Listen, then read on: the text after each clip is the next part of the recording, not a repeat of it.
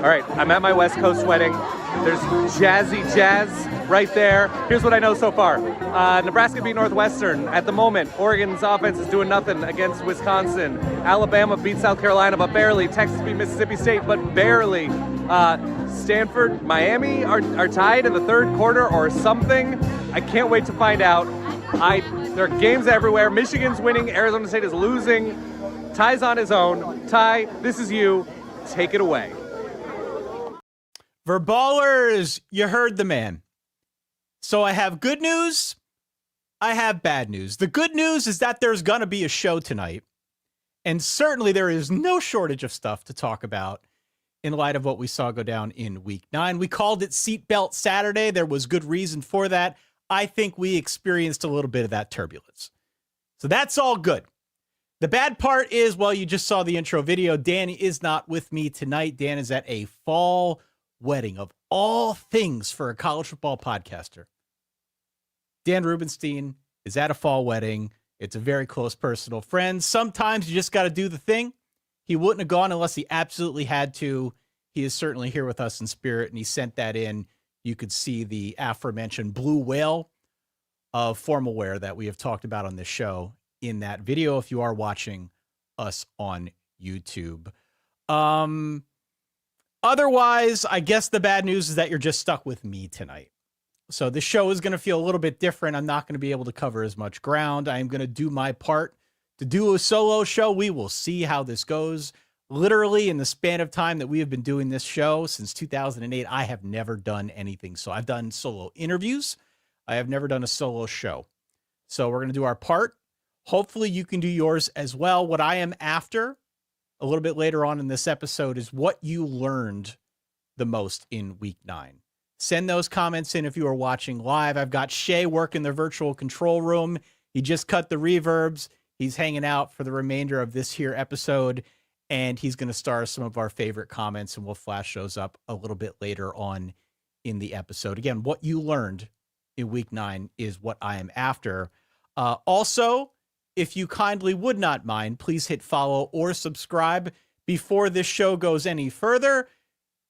Maybe things come off the rails. I want to try and get out ahead of that. I would like to get your commitment before we get to that point. So on tonight's show, look, we got a lot of ground to cover. I'm going to try my best to not make it an SEC only show, but look, most of the key storylines went down in the SEC.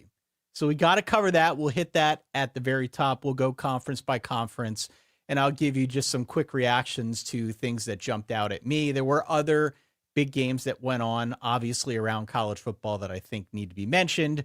If there are some that I can't get into great detail on, Dan and I will knock those out on the Tuesday episode. Okay, those are the ground rules for what we're going to do here tonight.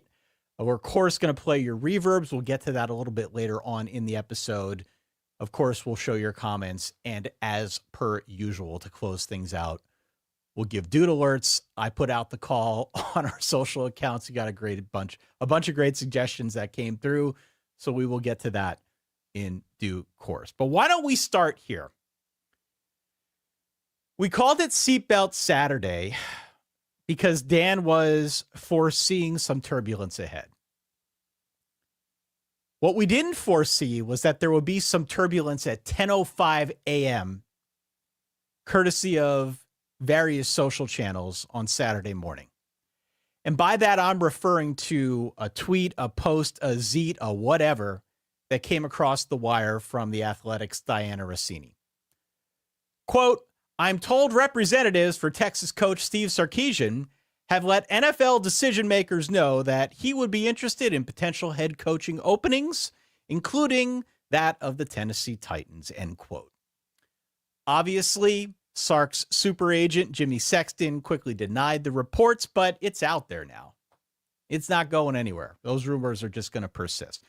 As you know, we have seen a couple big chips fall now over the last couple weeks, over the last 2 Sundays in particular. I have no idea if we're going to see anything more starting tomorrow. We will talk through some of the results in the SEC. You can make a case for one. We'll get there, I promise. But everyone who does what I am doing right now at some point or another has ranked one opening against another or has looked out across the landscape and says, I think this might be the next one to open up. It's already an intriguing list of power conference openings. It is a much, much spicier thought experiment if we add Texas to that mix. There are a bunch of big ones in limbo, but if that one is a possibility, it totally changes the game. Now, I look at the list of openings right now, and I see Penn State, Florida, Virginia Tech, Oklahoma State, Arkansas, UCLA, and Stanford. I also look at Auburn, Florida State, Wisconsin, Kentucky, Arizona, UNC, LSU, we'll get to that, and Texas as potentials. And suddenly this is a really, really interesting coaching carousel. Now, I don't know if the Texas thing has any weight to it or not, but clearly it was leaked for a reason. And so if there's any possibility that Texas is now going to throw its hat in the ring, I would much rather be the likes of somebody like a James Franklin than somebody like a Penn State, because there is going to be crazy competition for all of these openings. And you got to believe that if you are halfway decent at your job, you stand to get a huge payday. You are going to be rich, even if you're just okay at being a head coach, if you are just mentioned for one of these potential openings. So as we said, Seatbelt Saturday, buckle up. This is going to get weird. If Texas ends up being part of this conversation, it's going to be like dropping a second Jupiter in the solar system, right? It is going to get real weird, real fast. And this is why I know so many people are tuning in right now, because we talk about these things and obviously people care about the coaching carousel. Again, there are much things to discuss here the deeper we get into this one tonight, especially as it relates to one big game. One big game in the SEC. Why don't I start there? Texas A&M absolutely positively throttled LSU. Guess who just got Murdered. In my opinion right now, Texas A&M is the best team in the SEC. And I think of all the things that I saw across college football in week 9, what Texas A&M did, especially in the second half against LSU, that was the most impressive performance. They went into halftime trailing 18-14. They came back out and absolutely blew the doors off of LSU. This was like when the computer goes into FU mode when you're playing the college football video game, really when you're playing any video game. It was a completely different team after halftime. Marcel Reed turned into Lamar Jackson. Casey Concepcion turned into Devin Hester. LSU stopped tackling like altogether until later in that game. I think Herbie even mentioned it on the broadcast that there were fans starting to clear out completely from Tiger Stadium. What they didn't mention, but I'm sure somebody will mention at some point before long, is that Brian Kelly's buyout is something north of $52 million. I honestly did not expect we would be having this type of conversation this early in the season. I know it hasn't gone great for LSU so far this year, but wow, the turn that this thing has taken by getting blown out at home against a conference opponent like Texas A&M, I know what people say in our Discord. I know what people have sent into us via the social channels and email. I honestly cannot believe it took this turn, especially with the commitment that we saw from LSU in the offseason to beef themselves up via the transfer portal. High school recruiting has obviously still been very, very strong. There is going to be a much longer conversation about LSU football and Brian Kelly and whether this team is quitting. Fans are going to have to chime in and let me know what they think. But I know what I saw in that second half. And after they went in with a lead at halftime to come out and get destroyed the manner that they did, that was really, really upsetting and really, really disheartening about what the future of this LSU team looks like. The story here, though, should be Texas A&M. You know, it shouldn't be all doom and gloom on the LSU side. A&M was superior in all three phases. They were superior on offense, defense, and special teams. It was not the cleanest performance from Marcel Reed. He threw 2 picks, but I think it might have been the best that I've seen in a while, considering the circumstances, right? On the road, hostile environment, Tiger Stadium at night. I mean, that is a tough, tough setting to go and win a game and be this dominant. So this wasn't a game so much where they needed to lean on him as a passer, but it absolutely was a game in which he showed what he can do with his legs.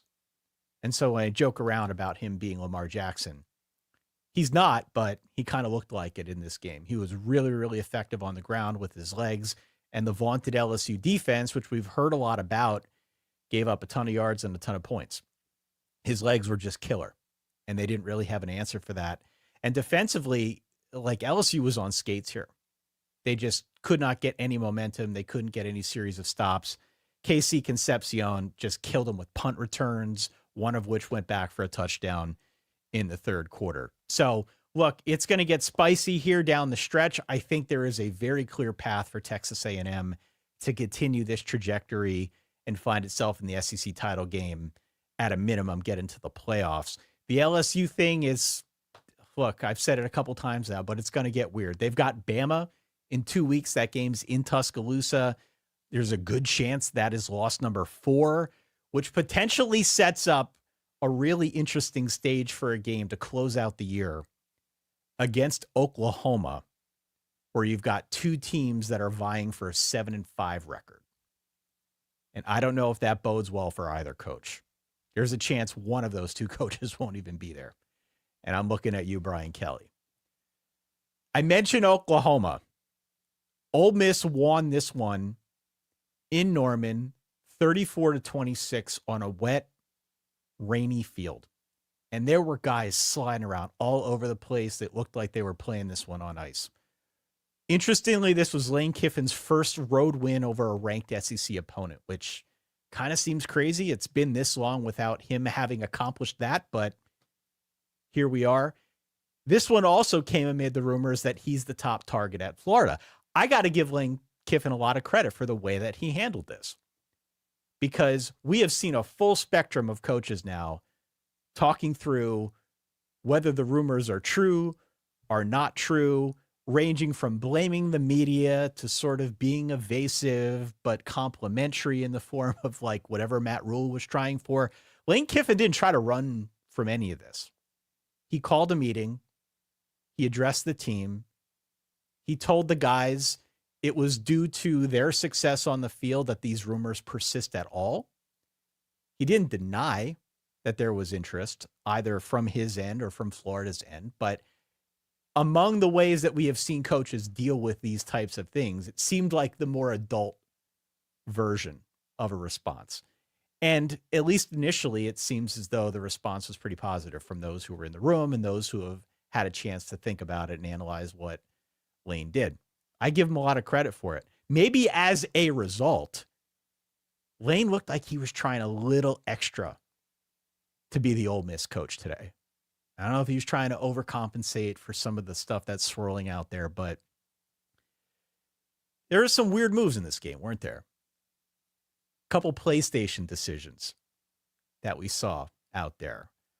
The first one that comes to mind was a sequence in the first half where Trinidad Chambliss drove the field, had a ton of momentum, was playing especially well, got down into the red zone. He gives him the hook. Gives him the hook. Time for Austin Simmons to come in. Let's see what he can do.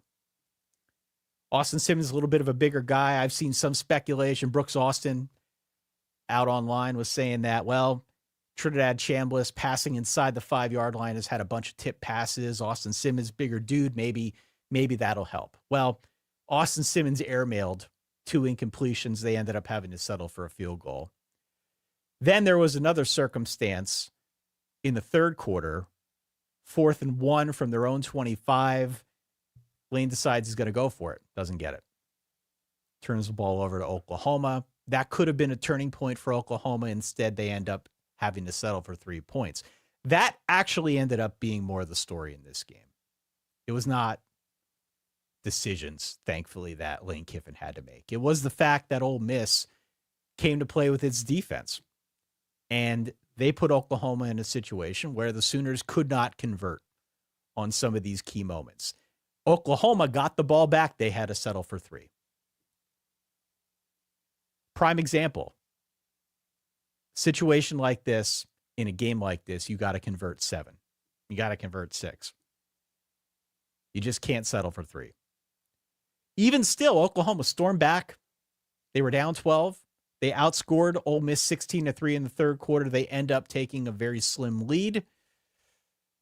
But Ole Miss gets the job done in the end. I credit what Ole Miss did on defense.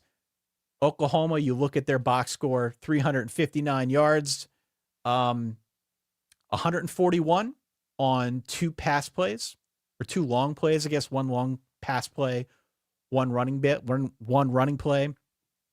John Mateer was sort of held in check. He wasn't able to kill them with his legs, which I think was a real possibility in this game coming into it. It was something that we had talked a lot about, but John Mateer was held mostly in check as a runner. John Mateer also held himself in check a little bit, right? John Mateer had an opportunity late to check down, to take an easy 4th and 5 conversion, decides he's going to try and throw one down the sidelines. Incomplete. That's the ball game. So I credit Ole Miss what they did on defense. Defense was not necessarily what we expected a whole lot from their side of coming into this one, but lo and behold, they got the job done and held Oklahoma pretty well in check. I think they deserve most of the credit. They've got a very workable schedule in front of them now the rest of the way. There are teams in front of them that are going to lose. I think with a little bit of help, they could end up in the SEC title game.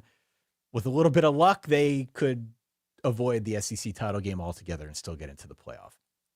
But it looks really good if you're an Ole Miss fan. On the Oklahoma side, this was another game against a Power 4 opponent where you don't score more than 26 points.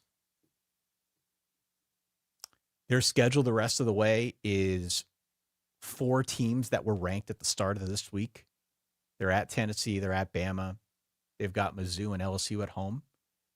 I mentioned this a moment ago, but a 7-5 season or playing for a 7-5 season against LSU to close out the year, that's very much on the table. So I think a disappointing performance for Oklahoma. But if you're an Ole Miss fan, this was a big win to go into Norman. Again, the first one for Lane Kiffin as a coach of Ole Miss, a win over a ranked opponent on the road. Some of the other games in the SEC that are of note, and I promise I want to talk about some other conferences here, but I got to talk about this Alabama game, if only because I picked South Carolina outright. I picked them outright. I thought it was going to happen. There was a chance it was going to happen. I stuck my neck out. Last game of Cocktober for South Carolina. Biggest home game left on the slate. They always have one game a year under Shane Beamer that doesn't make any sense. They came into this one a healthy double-digit dog at home. And I thought for a moment I was going to be right because it looked like I was going to be right. I got the cover. So I, wasn't a total loss. But Bama was down 22-14 with about 10 minutes left. They got 2 really quick touchdowns from Jeremy Bernard in the final 2.5 minutes to win it. The first was a really nice 79-yard drive that ate up almost 8 minutes. He caught the touchdown pass. Almost immediately after that, the ensuing drive for South Carolina, Lenoris Sellers, who was really good in this game for the most part, coughs up a fumble, sets up a second touchdown. It was a sick play and an awesome run for Jeremy Bernard. A fake reverse to Ty Simpson. I don't even know how you draw that up. But he goes around the end, untouched, scampers into the end zone 25 yards out on 3rd and 10. That gives Alabama a 29-22 lead. They eventually end up winning. It was a great escape for the Crimson Tide. It really was. I'm not going to call it a clunker. I don't think it was a clunker. They found a way to win in a tough spot on the road, and South Carolina played pretty well. I saw that Kalen DeBoer spoke about coming up biggest in some of the most critical moments, and I think that pretty much sums it up in this game. Alabama was really good when they had to be, especially late, and that's why they ended up winning this one. So they deserve their flowers, as the kids like to say. Ty Simpson's playing like a QB1. I don't know what his draft status is going to be, but Ty Simpson's very much going to be in that conversation come draft time. I still think it's mostly a one-dimensional offense. They're still way more centered around the pass, but they're scheming ways to get Jeremy Bernard and Ryan Williams the ball in key situations. Daniel Hill, the young running back, didn't do a whole lot of running, but was really effective in the passing game, had a couple big plays in this one. I'm really impressed by this Alabama offense. I am curious if at some point they're going to run into somebody that can take more advantage of the fact that they're so based around the pass. But for right now, you got to feel pretty good about where Alabama's at. There's no two ways about that. The problem, again, is that this one was there for South Carolina. It was there. And, if they don't repeatedly shoot themselves in the foot, I think it's there for them. Bama's first touchdown was on a pick six that was juggled by Rasul Faison. There was also a holding call that wiped out a touchdown run for Lenoris. There was, what does it say here? Another holding call that killed another drive altogether. There was a missed field goal, just for good measure, by the way, the missed field goal. Did I mention all of that happened in the first half? It was all in one half. Then we had some more weirdness go down in the second half with the fumble that I talked about a second ago. I'm not frustrated because I picked South Carolina and they didn't win. I am frustrated for the South Carolina fans out there who watched this game, who also know that they could have won this game, probably should have won this game, and they still found a way to lose it. So bigger picture, good win for Alabama. Bigger picture, it's a bad season for the Cox, man. There's a pretty good chance it's going to get worse too. It is. It's like starting to look more and more like a 4-8, 5-7 year. I don't know what the ramifications are for that. I don't want to sit here and speculate, but losses like this sting. Let's leave it at that. The final game that I'm going to talk about in the SEC, and then I promise you we're going to move on. It is not going to be the Texas overtime win over Mississippi State. I want to save that one. I want to talk about that one on Tuesday with Dan.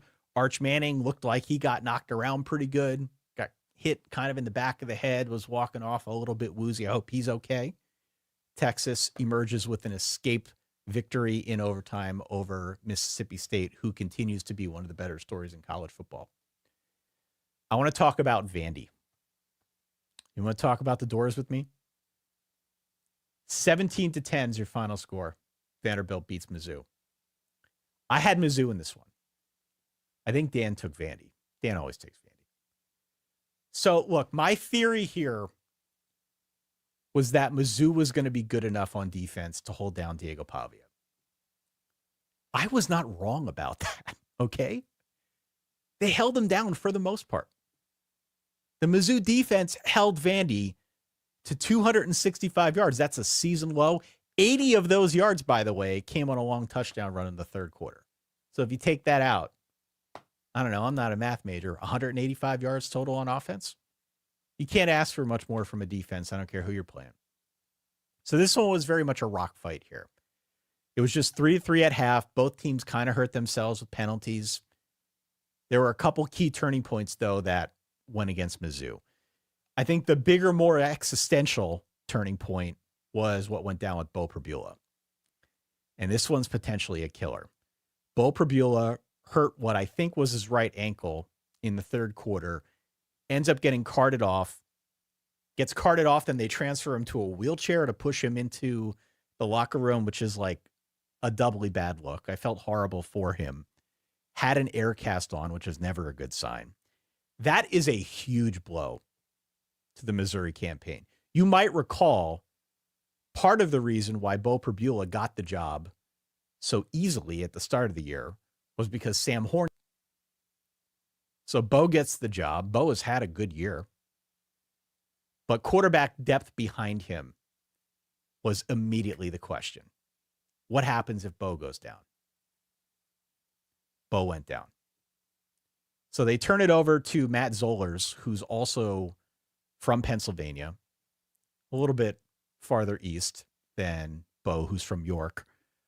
But Matt Zollers is a 4-star. I don't think he looked out of his depth. I think he's got a good arm. He does have some happy feet. He, didn't have a great feel for the pocket, but all things considered, stepping into circumstances like this. I thought he did a pretty good job. He led a drive at the start of the fourth quarter that tied it at 10 apiece. So he wasn't so much a liability out there. In terms of this game, though, the moment that I'm thinking of on the Mizzou side is what went down with Jamal Roberts. Jamal Roberts fumbled with 7 minutes left. Vandy gets the ball back. They're able to siphon like 5 minutes off the clock. They end up scoring a go-ahead touchdown. Mizzou gets the ball. Matt Zollers gets one more shot to win it. Kind of hemming and hawing, trying to like nickel and dime their way down the field. I looked at the clock before the last play. I believe there were 6 seconds left. Everybody goes down. Hail Mary. Mizzou catches the pass. They catch the Hail Mary. It's about that far short.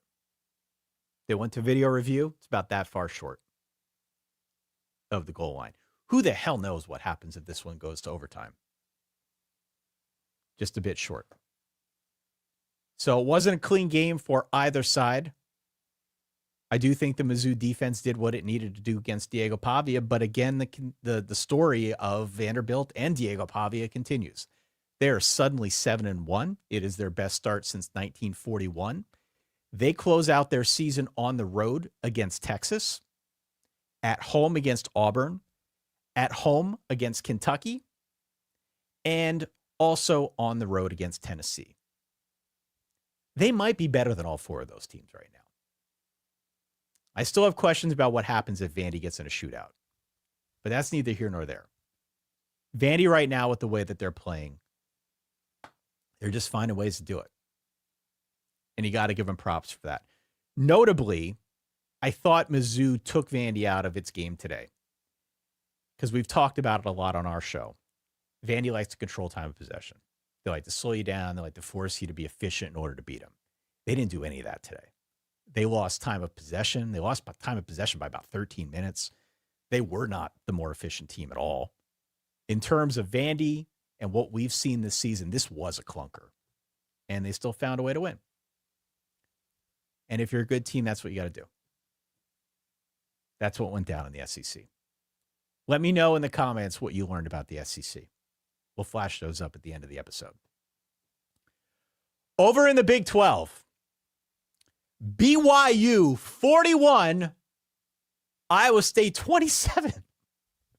So I had the BYU Iowa State game in the quad box like all afternoon because we talked about it in the preview. You might remember if you listened to it. The afternoon slate of games, you could have built 2 quads that were of equal interest. It was really, really, really interesting in that time slot. Amid all the other games going on, this is the one I wanted to watch. All I wanted to do was watch Bear Bachmeier, honestly. I'm not even kidding. True freshman, number 47, wonderful head of hair, which we've talked about a lot here. Plus, he's part of the Bachmeier football dynasty. All of these things are very important on the Solid Verbal. Now, I will note, he is not a finished product, okay? He is not a finished product. He still has happy feet. There are still some ill-advised throws. He is not perfect. But what is most encouraging if you're a BYU fan is they are not scheming around him. If you watch that game, if you watch any of what Bear Bachmeier has done leading up to this game, progressively so, it is more and more the case where the coaching staff is not treating him like a liability. And that is really exciting, especially with how well they are playing otherwise. Whether it's a stroke of good luck, whether it's really good coaching, maybe it's a combination of the two. It probably is. But Bear Bachmeier already seems to me like he's better than Jake Retzlaff. And given the circumstances in the run-up to this season, to have caught lightning in a bottle with a true freshman is crazy and almost never happens. He looked awesome in this game. He was the entire offense in this game. BYU had 410 total yards. Bear Bachmeier had 356 of them. Iowa State came in as like a top 25 caliber defense. It was clear fairly early that we knew watching from home what BYU was going to do. And certainly John Haycock knew what they were going to do and build the whole plan out of Bear Bachmeier. And you know what? They still couldn't stop him. They couldn't stop him. And what's even crazier to me is that this was kind of a shootout. Like, this was not a shutdown effort on the BYU side by any stretch of the imagination. BYU came into this game, I think, as like the 12th or 13th best defense in Bill Connolly's SP+. BYU was outgained. They gave up almost 500 yards in this one, but they win the turnover battle 3-0.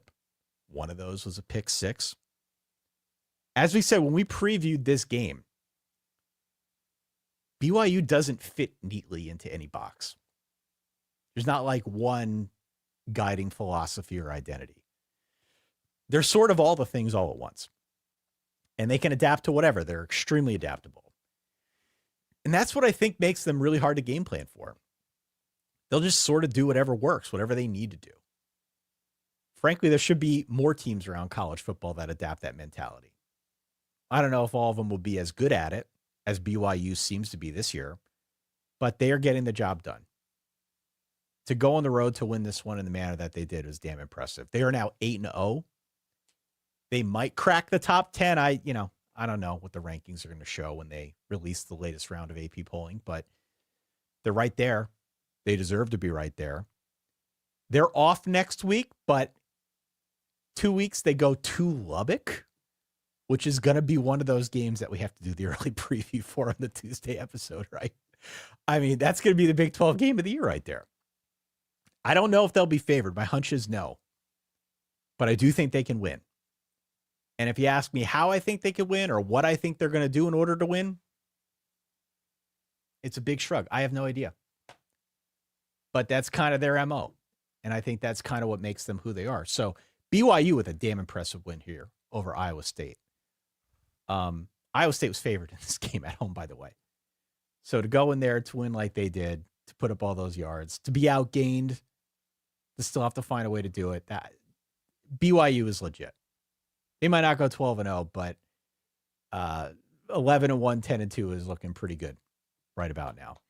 And there are other teams in the Big 12, too, that I think rise to the same level if we're having this conversation about Big 12 teams. I mean, it was the same case last year, right? There were a bunch of teams, Arizona State being one of them, picked last. They end up winning the conference. We've got a grouping of teams that I think everybody missed to some extent that are playing really, really well. Texas Tech was obviously in action this week. They won pretty handily, but it's not just BYU. What about Cincinnati? Cincinnati also won going away. And this was also a matchup in which we called out some of their liability on defense, specifically against the pass, something that Baylor is known to be pretty good at. I think we need to have a longer conversation about Cincinnati right now, because November Cincinnati is going to get damn spicy. Like, I started poking around with tiebreakers and stuff. It's probably a little too early, but especially with the news that Houston knocked off Arizona State, it's going to end up being ridiculous, just like it was last year. And Cincinnati's going to have a big part to play. I like Cincinnati more coming into the year, certainly than in 2024, but I didn't expect this. And I don't know many people that did. We saw this game here, and admittedly, I only saw a handful of the highlights. I want to go back and I want to really imbibe this one and take it all in. But I'll just note that we did mention on our preview, despite some of the liability on defense, the fact that Baylor does not play any run defense. And Cincinnati rushed it 50 times for 265 yards. I think that is their default mode. I think they want to run people into submission if they can. But if they can't, we should also note that Brendan Sorsby, their quarterback, has a 19-1 touchdown to interception ratio, which is pretty good. So, like, they have a couple pitches, Cincinnati. It's not just all one thing. They got a couple different ways that they can get you. Too many penalties in this game, but still really, really solid. And maybe a knockout blow for Dave Aranda. I don't know. I don't know what the status is at Baylor. I know he's been on the hot seat for the last 2 years. But Cincinnati putting up 41 points holding Baylor down to some extent here, not getting killed through the air. That was impressive to me. I thought that Baylor might throw on them, but they just had 266 yards as a team. Turned the ball over twice. They were 4 of 12 on third downs. I mean, you could convince me that Baylor is like a 5-loss team at this point, but they still have an offense, and I still think it's really impressive what Cincinnati did. And the other big one here, honestly, in the Big 12, I mentioned it a second ago, and I'm not going to go into too much detail on this one because I didn't watch it, and I don't want to be disingenuous, but Houston 24-16 over Arizona State. They were up 24-0 right away. Like, they punched him in the mouth. They did not look back. This was probably a bit of a letdown spot for Arizona State after the win last week against Texas Tech, where everybody, stormed the field. But Jordan Tyson was out. I believe Sam Leavitt later on in the game was out as well. Jeff Sims did come in for a stretch and actually wasn't that bad. Just sort of the surprise of the game. I give a lot of credit to Willie Fritz and what he's building at Houston. I talked a lot about it in the preseason. They were aggressive in the transfer portal, but they were smart in the transfer portal. They were not going out after the biggest names. They did get Connor Wigman, which is a big name in and of himself. But otherwise, the guys that they went out and got were ones who could come in and contribute either by filling in gaps they knew they had or by adding depth where they thought they might need it. And we are seeing that pay major dividends. I don't know what the future holds for Houston at this point, but I think it's another testament to the job that Willie Fritz is doing. It would not surprise me if Willie Fritz's name came up in accordance with some of these other openings out there. I don't know if there is any desire for him to leave Houston. He just got there. But Houston completely controlled this game in the bit that I saw of it. I got to go back. I obviously need to brush up on this one a little bit more before I talk super knowledgeably about it. But what Houston is doing right now under Willie Fritz, again, another one of these teams that I think has snuck up on people.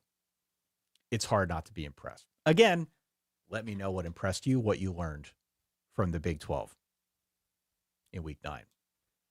I want to go through the ACC. I want to go through the Big 10.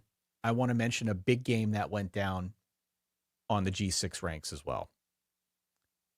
But I would encourage you again to hit follow, hit subscribe. If you've made it this far, if I haven't put you to sleep by now, we always appreciate it. Verballers.com is where you can go if you want to get these episodes without the ads. If you want to be part of our community, the community helped me out big time. We've got a Discord server. I've joked about it time and again here on the show, but like trying to go into our game day channel and see what people have to say. It's like reading the Matrix. Okay. There's a lot going on. We get thousands of messages that are sent every Saturday. And it was a huge help for me trying to pay attention to everything as like a one-man band here tonight. We've got a great community of people that loves talking college football, that loves talking just amongst themselves. And I'd encourage everybody to go out there to verballers.com and at least check it out. Check it out. You also can vote in the Verballer Top 12 poll, which is going to drop bright and early tomorrow morning, Sunday morning. If you're a certified or premium member, you get access to that. I'm curious to see where things go. I don't know if we're going to see a whole lot of change in that poll, but there are always subtle shifts, even if there aren't gigantic upsets. Let's take a look at the ACC. Virginia wins 17-16 over UNC. My lock of the week. Don't know what this was. Virginia won this game by about 6 inches. I've got a pen here. They won by about that much. So UVA goes to overtime against UNC. They get the ball first. They score a touchdown. They kick the extra point. UNC gets its turn next. They score almost immediately. They go for 2, which I thought was the right call. I know Tony Elliott spoke in the postgame and was surprised that they went for 2. I don't know why he'd be surprised that they went for 2. This is a team that was previously and is still winless in the ACC. What's the point? Why play for the tie? So say what you want about Belichick. I thought that was the right move. They didn't get it by about this much. Doesn't mean it was the wrong call. This was not at all an impressive win for Virginia. I think it goes without saying. They were a 10.5-point favorite here. But a win is a win. And, it's crazy. But the Hoos are in a position now, by virtue of a loss that I'll talk about in a second, where they actually control their own ACC destiny. Totally wild. You want to talk about Big 12 teams that are kind of flying under the radar and sneaking up on everybody? We need to have a Virginia conversation. Because right now, if everything breaks according to projections, we're looking at a Georgia Tech-Virginia ACC title game, which some people had Georgia Tech, nobody had Virginia. I don't care who. If you had Virginia, if you claim you had Virginia, I think you're full of it. What I'm worried about on the Virginia side is that there are definite hints that they're an LRO team. LRO is not my term. I guess collectively at this point, it's our term, but LRO stands for luck runs out. Virginia's last 3 wins have come by a combined 6 points. There's something to be said for a team that finds ways to win close games, and they are winning close games. They're 3-0 in overtime games so far this year. And surely there are teams around college football that would kill to be better in close games. Just ask the Auburn Tigers. They would love it. But I'm not fully invested in Virginia at this point. Great story. I'm worried that eventually one of these is going to come back to bite them. Either way, they've got a clear path to 9-3 at a minimum, 10-2, maybe better. Talk about an incredible success for Tony Elliott. Chandler Morris, what they've done here, building this program kind of in the offseason has been remarkable. Talk about another team that deserves the flowers. North Carolina, meanwhile, still winless in the ACC, but played a good game, all things considered. Look, UNC is not good. This is not a good team, but UNC found a way to hang with what apparently might be one of the better teams in the conference. And they could have won. And I approve of going for 2. So at least for this week, everybody can get off of Bill Belichick's back. The game that I mentioned that now springs Virginia loose and allows them to control their own destiny is this one. Wake Forest 13, SMU 12? I am saying that with a question mark at the end on purpose. I just don't get it. I don't know what is going on with Wake Forest. But I do know, and I give us credit for the fact that very early on, we called out Wake Forest as being a genuine pain in the ass. Because they are a pain in the ass. And they play hard. There were 8 turnovers in this game. There were 2 missed field goals. There was a blocked extra point. There were 17 punts. If Dan were here right now, I would demand that he do a dramatic drive chart reading. And if I had the sound on my board, I would do it for myself. But SMU lost this one on a 50-yard field goal at the gun. Wake Forest played good defense. They turned the ball over 5 times, but they still found a way to win this one. And they're 5-2, by the way. Another team, say what you want. Even if they finish 6-6. I remember looking at preseason projections that had Wake Forest as 3-9, 4-8. 5 wins, Jake Dickert's first year. I know we talked a lot about how the vibes were good. And there was a question of, hey, how far can good vibes take Wake Forest? Well, might take them to a bowl, which is pretty damn cool. Let's talk about the Big Ten, shall we? Washington 42, Illinois 25. What was this? Not much defense. Forget about that. But collectively, these teams put on a show offensively. A combined 18 of 24 on third downs. The story, I thought, was Washington's offense. I watched a fair amount of this game. There were a bunch going on at the same time. But Washington only had 2 drives. They had 8 drives in total, but only 2 of them did not go for touchdowns. That's how they ended up with 42 points. Damon Williams was awesome in this game. Denzel Boston was awesome. We got a bunch of Denzel Boston suggestions for our Dude Alerts. I'll throw his name in the ring there when we get to that part of the show. But 346 in total yardage for Damon Williams, 4 touchdowns. I don't know what to make of Washington.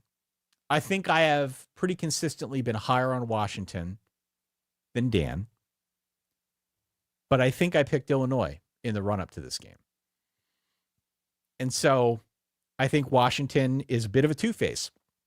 Sometimes you see a performance like this.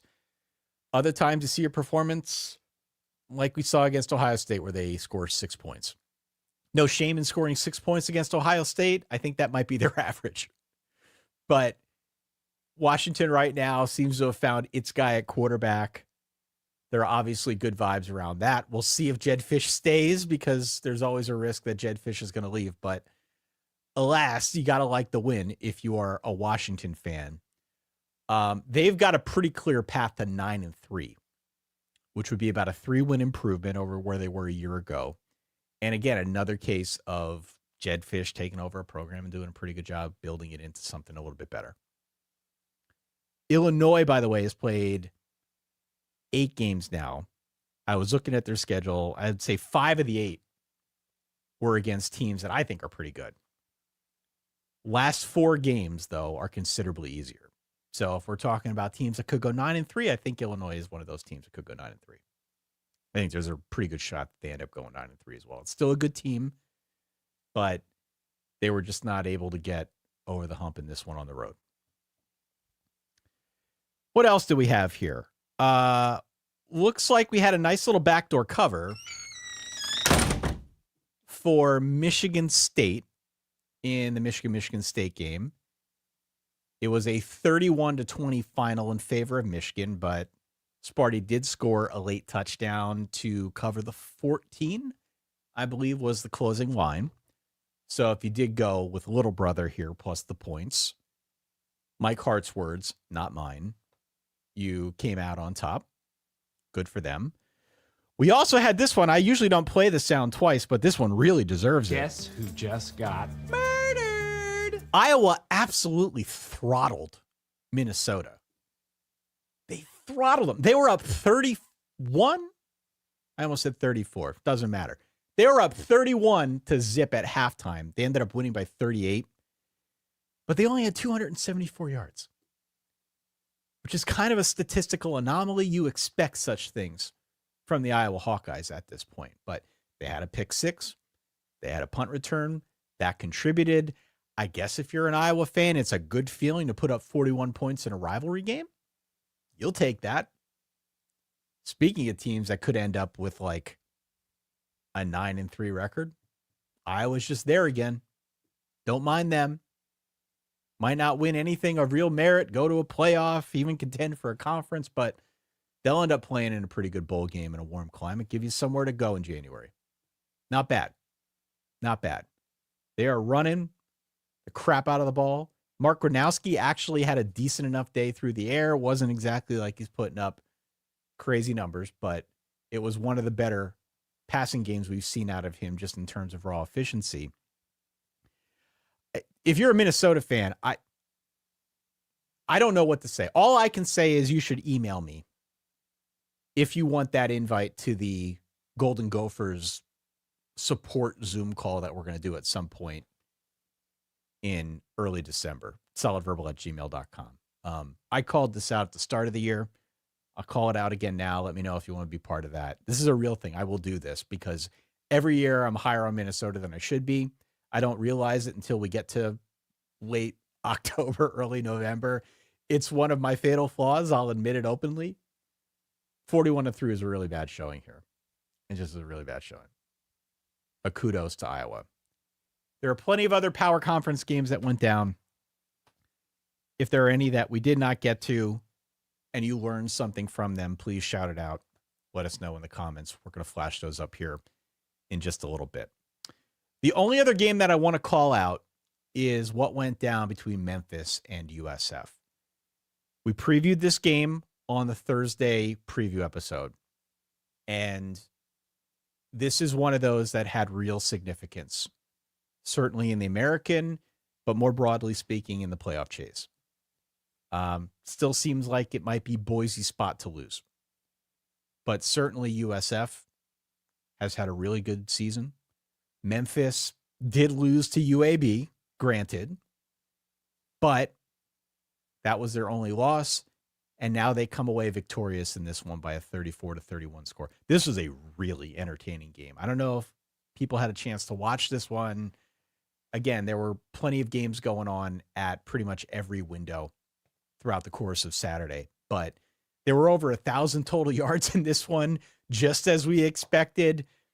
Memphis was down 31-17 going into the fourth quarter. They end up scoring 17 unanswered points to win this one. Brendan Lewis threw the game-winning touchdown with about a minute left, which resulted in a great quote from him that I found in the game cap. Quote, "The defense, comma, I don't know what they were thinking. They left the defensive back one-on-one on an island, and Tez did what he does." Tez caught the game-winning 10-yard touchdown pass. USF did get the ball back, and this is where comedy sort of ensued. They get the ball back. They drive the field. They get within range of Nico Grammatica for, I think, a 42-yarder. And rather than try to kick the field goal with about 10 seconds left, they try to throw a pass, and they get called for holding, which pushes everything back 10 yards. Nico Grammatica goes out there, kind of had a little smirk on his face, looked like he was going to nail it, does not make the 52-yarder. Alas, the Memphis Tigers end up with a really big win. I want to talk more about this one with Dan on Tuesday. It was truly one of the more entertaining games of the day. It's going to be one of those I know he's going to want to go back and listen to, or go back and watch, and then, listen to what I had to say here on the episode, as well as what other people on our Discord had to say as well, because this is one of those games that I know people were really anticipating in the run-up to Week 9. It did not disappoint. And bigger picture, there will be a question that I think comes into play about influence on that G6 playoff spot. And I don't know if Memphis will be there. I don't know if it's too late for USF at this point with multiple losses, but we'll see. We'll see. All right. Here is what we're going to do next. Because we got so many reverbs that came in on the reverb line, 855-VERBAL-3, I am told from our chief reverb engineer, Shay, that this was, in particular, one of the best weeks we have ever had of reverbs. Not a moment too soon, as I have been sitting here droning on for about 53 minutes now. So I need to get a cup of tea or some tea to lubricate the instrument and bring this baby home. But in the meantime, here's what you all had to say in Week 9. Have a listen. The beatings will continue until you stop doubting the Hoosiers. Hi, this is Bonds from Scotland. This is Brandon from Dinkytown. This is Richard Verbal. Hey, this is Will in Minnesota calling with a message to Ty. You tried so hard to curse my Hoos, and they had no business winning, but it didn't work. Well, after one quarter, Wake Forest has the lead 3-0 and -1 offensive yards. This is not the all Costco conference, buddy. We're at Dollar General buying Cheetos. A few moments later. We did it! We won the worst game in football history! Go Deep! I'm a Stanford fan, and I'd like to petition the NCAA to replay the third quarter tonight. Death, taxes, and K-State showing Kansas who daddy is. 17 straight, baby. Dave Aranda has villain eyebrows. I have the same feeling about firing Dave Aranda as I do about putting down Old Yeller at the end of the movie. It's got to be done, but God, I hate it. I think it's time we start talking to our kids about Cincinnati football. Hey, Ty, it's your boy Brooks in Madison, Wisconsin. I'm here with your chief reverb officer, Shay. We're at the Wrestling Warfare Games, and we want to know, if DJ Fleck takes a Penn State job midweek, Hawks by 1 million. I'll say it slower for you this week. Iowa has an offense now. Are you ready to get back on the Gronowski train? This Purdue football train wreck will just never end. Losing after the QB fumbles his own tipped pass in the final minute, physical pain. If you have moderate to severe ulcerative colitis, you know that nothing is everything. And nothing also describes the effect that Nick Marsh has had on this game. Go Blue. I'm ready to hard launch Jonathan Smith and the entire coaching staff into the sun. This is Steve from Atlanta, Georgia, calling about 8-win Indiana. Smoke 'em if you got 'em. Coach Sig wins again. Sorry about the turbulence flying over Columbia and Starkville. We should be through it now. The SEC is flying slow and steady. Please feel free to move about the cabin. Hey guys, it's Cole in Tuscaloosa, and win your clunkers, I guess. Just keep picking against us, Ty. Appreciate you, buddy. This is Bill from Texas. I think it's said to win your clunkers. How about win your clangas? When the fourth quarter looked like it was going the way of last week against Georgia, those players fought like hell for Lane Kiffin. Hotty toddy, go Rebs. So it was Arkansas versus Auburn in the battle of the elite losers, and Arkansas lost. So does that mean that we won? Because we're the most elite loser? This is Fresno Shea. Today was proof that it doesn't matter who the quarterback is. We're never going to win the Mountain West ever again. We can win the Pac-12, though. I also want to shout out New England College, who won their first game in 51 years today in D3. Let's go. North Texas 7-1. Drew Mestamaker, Mestamaking school records, and Mestamaking me. Go Mean Green. This is Josh in Mount Pleasant, just calling to say UMass. More like you boys are. Ass. Fire up, Chips. They say the SEC is filled with gods and monsters. Turns out you can slay them with one Clark Lee and a transfer from Las Cruces. Let's go Commodores. Anchors down. Go Doors, baby. Big win.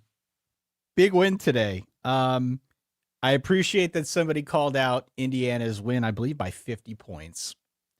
We probably need to talk more about Indiana because they are, of course, a killing machine. The caller who mentioned that Iowa has an offense, Iowa scored points.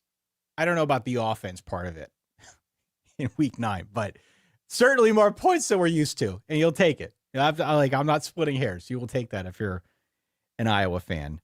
We got a UNT call, which I appreciate. I want to talk more about that on Tuesday with Dan. And last but not least, Lehigh won again today. I had to check the box score to make sure, but Lehigh is a top 10 FCS team. If they end up with a playoff game, I'm going to have to go over to Goodman Stadium if they end up hosting one at some point here in December. Thank you again to everybody for calling in. 855-VERBAL-3. We do the reverbs every week. It was a great batch this week, and I know there was a lot that was on the cutting room floor. So shout out to everybody who took the time to dial in. And, of course, shout out to our reverb engineer, Shay, who is still waiting patiently on the line here and is going to help me out. He has been filtering through your comments. I have been asking since the start of this episode for what you learned in week 9. Let's see him, Shay. Trash Pile says, I learned that Alabama can win games that last year's team would have lost. That's a really good point on the Alabama side. And I have been kicking this around a lot because I think if you are not fully briefed on what Alabama is in 2025, and if you don't watch the games, the inclination is to go onto the stat sheet and to see what they're doing. And they very much profile as a one-dimensional offense. Like, it is all on Ty Simpson, and it is all on whatever they can do with Jeremy Bernard, Ryan Williams as their two playmakers. But we saw it in this game, especially with the way that they use Daniel Hill, right? He's a running back, but they're using him out of the backfield. Like, Ty Simpson is getting better. It is clear that Kalen DeBoer and Ryan Grubb are very confident in his abilities out there. And certainly, Alabama is able to put up points. Alabama is able to come back and win a game like they won today in a tough road spot against South Carolina. Say what you want about South Carolina and where they're at, but they've got a pretty good defensive front. And Ty Simpson was very comfortable back there, able to navigate efficiently. So whatever they are doing, even if it does not fit into any kind of balanced offensive box, Alabama is, I think, learning us all week in and week out. Thomas says, I learned that Brian Kelly will be coaching in the Big Ten next year. Will he? Will he? I don't know about that, man. If you are Brian Kelly, obviously James Franklin's already there. If you are any of these guys who are currently coaching at higher level places, I got to believe that you will be in the hunt for some of these openings if you are no longer in your current spot. There are teams out there that would want Brian Kelly. I sure as hell hope it's not Penn State. Penn State's coming from this position now with Franklin where they couldn't win the big game. That's essentially why they got rid of him. And I know they talk about vibes and trajectory of the program. I think there's some merit there, but gosh, Brian Kelly went out and they did everything they needed to do this offseason at LSU to make that team better.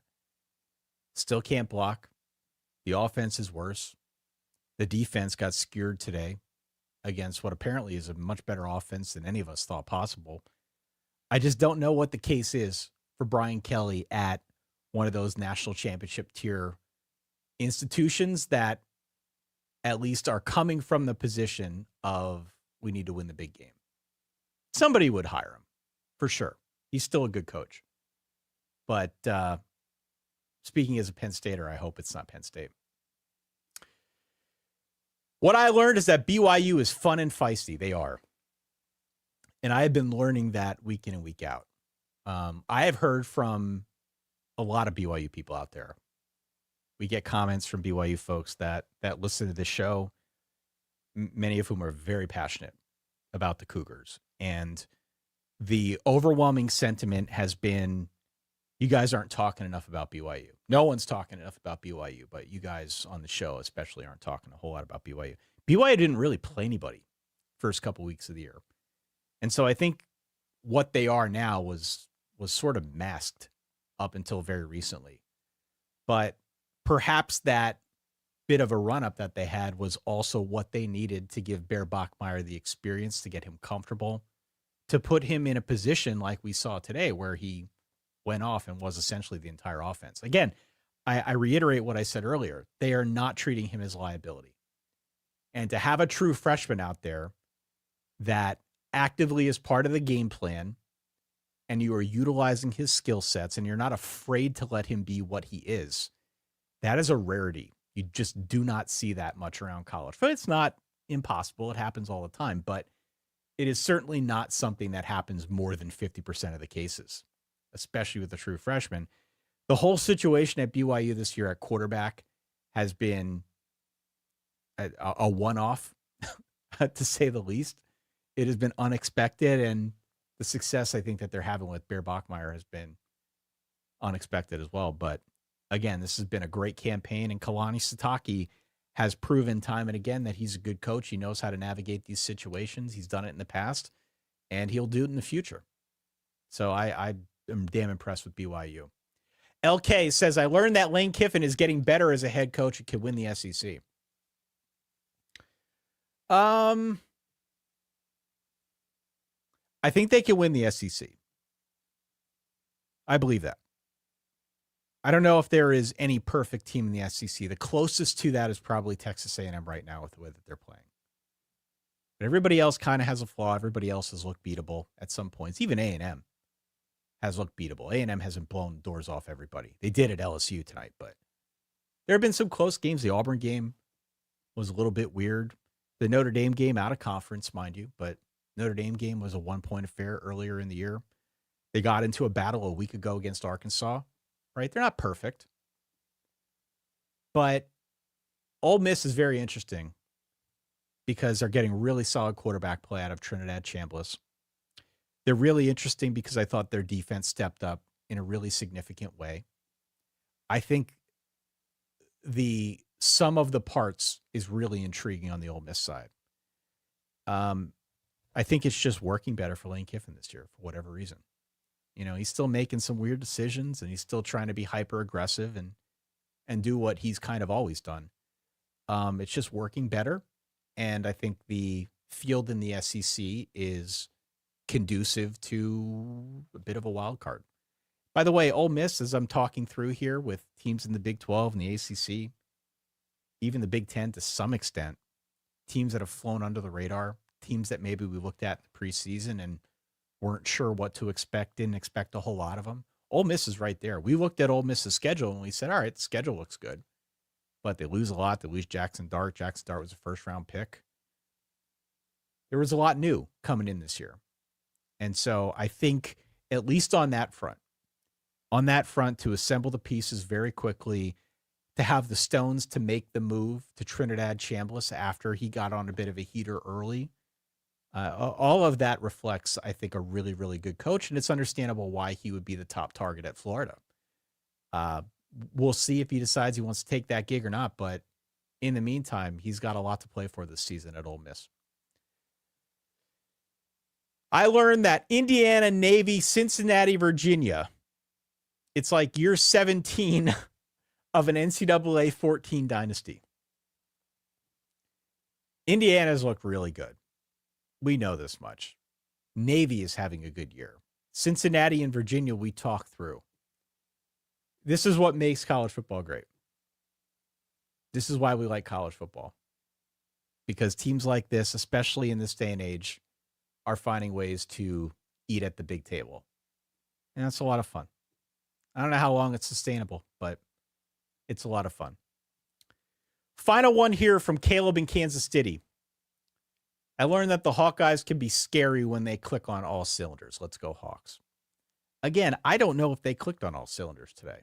I need to go back and watch that game. What I do know is that they beat the crap out of Minnesota. Right? There's probably a bigger conversation to be had about Minnesota and where they come down in this whole conversation and not Iowa. But look, all you can do is win the games in front of you. And Iowa has been in way too many 20-17, 20-19 style games, I think, for Iowa fans' comfort. So, yeah, you will absolutely, positively take a 41-3 victory. Thank you to everybody for sending in those comments. Last but not least, let's do some dude alerts if everybody is cool with that. I had a bunch come in. Let's give a shout out to Auburn's Alex McPherson, who kicked 6 field goals in their win on the road today over Arkansas. Denzel Boston from UW, of course. Casey Concepcion from Texas A&M had a great day in the special teams game, returned a punt, had another long punt return. Bear Bachmeier, goes without saying, was the entire offense. Ryan Niblett, again, coming up big for Texas in their overtime win. Jimmy Rolder from Michigan, the linebacker, was all over the field in this game against Michigan State. The last two here are Cole Payton, who is the quarterback, I believe, for North Dakota State in their win over South Dakota State. And last but not least, somebody, ironically, maybe not ironically, mentions Jimmy Sexton. Jimmy Sexton, of course, right now, the ultimate dude. Thank you to everybody out there for watching this. If you are watching live, for downloading, for supporting. I don't know how this went. It is different. It felt different for me too, but hopefully you got what you needed. Hopefully you enjoyed it. If you got any tips or tricks, let me know. solidverbal@gmail.com. I'm always open to it. Would love to hear from the masses out there. Dan will be back on Tuesday. I do have one final thing. I want to end tonight's show by setting the record straight for a second. I want to give a shout out to our friends over at Rock M Nation, which is a great Mizzou site. I've read Rock M Nation for like 20 years now. They do a great job covering the Missouri Tigers. This week, as you might expect, with the carousel spinning in the manner that it has, they posted something talking about the chances of Eli Drinkwitz leaving to take another job, including the one up at Penn State. Quote, While geographic fit isn't as important as it used to be, culturally, Drinkwitz and the wine and cheese crowd of Pennsylvania might not be the easiest fit, end quote. As you might expect, this one made the rounds a little bit within the Penn State community, certainly among the Penn Staters that I know. And the universal response was, wait, wine and cheese? Really? I don't blame anyone for not understanding this state, okay? This is one of the weirdest states in the union. We are bookended by big cities and steel plants and coal mines. And in between, we've got a state capital, state game lands, and obviously state college. The Penn State crowd is a combination of Eagles fans and Steelers fans with the side of the Jersey Shore, maybe a dash of New York City. Most of us here in this community are from places you've never heard of, right? I'm talking like Walnutport, Nescapek, Mechanicsburg. My high school mascot, quite literally, was inspired by the factory that made all the cement in the Panama Canal. So this is a different place with a different kind of mentality than I think was portrayed here. If we are fancy, it is like the most blue-collar version of fancy. That's why the uniforms are still that boring blue and white. That's why you got people chugging Yingling in random fields outside the stadium before all the games. And why, in college, our wine nights consisted of a guy who found a case of Boone's Farm. I am not sure where Eli Drinkwitz stands on cheap booze, but I know that his story was hatched in rural Arkansas. I know he grew up in a town known for a spinach factory, I believe. I know he had a big family that was struggling to make ends meet, that he cut grass to help make money, and that his career has taken him from the southern tip of Appalachia to the northern part right now of the Ozarks. And I know that other than being a family man and a really good coach, he's a button pusher who knows how to ruffle some feathers. So frankly, Missouri fans, and whoever wrote this, he sounds a lot like one of us in the Penn State community. And I'm happy to remind everybody of that time and again until a couple months from now when Penn State eventually hires Matt Rule. That's all for tonight's show. Thank you for bearing with me. Dan will be back, as I said, on Tuesday. In the meantime, you know the drill. As always, stay solid.